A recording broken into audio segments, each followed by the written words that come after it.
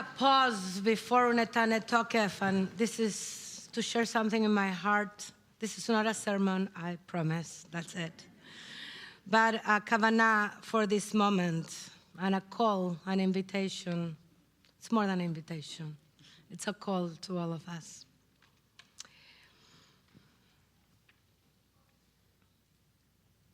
The piyut we are about to sing is perhaps the most central in our liturgy. It recognizes humbly our possible fate in the year ahead.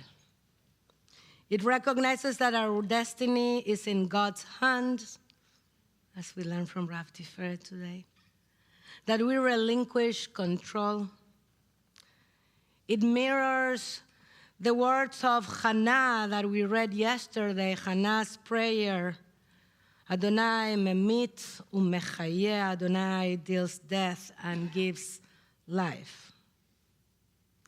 But we must be careful in how we understand God's hands. Yes, we are not in control. That has been the main message of our sermons through this Rosh Hashanah. We don't know what will happen. We don't know when and how we will die. And we humans have control over other humans' life. And right now, the destiny of a whole population is in our hands.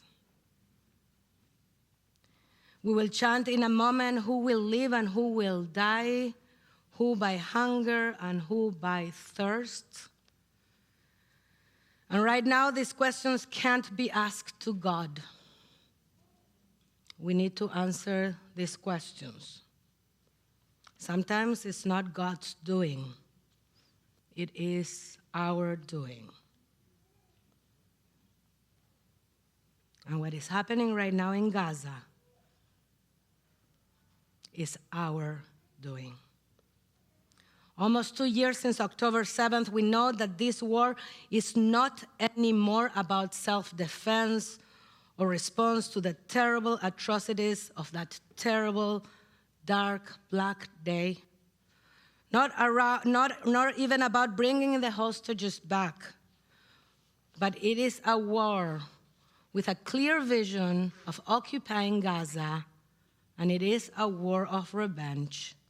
And this is not a hidden vision of the extremist messianic government of Israel.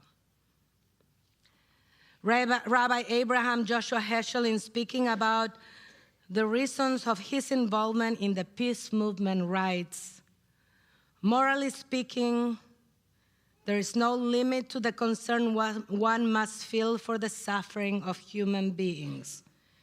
In regard to cruelties committed in the name of a free society, some are guilty, while all are responsible.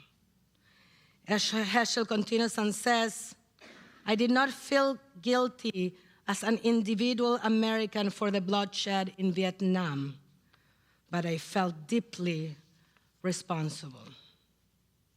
You shall not stand idly by the blood of your neighbor, says the Torah, and Heschel teaches, this is not a recommendation, but an imperative, a supreme commandment.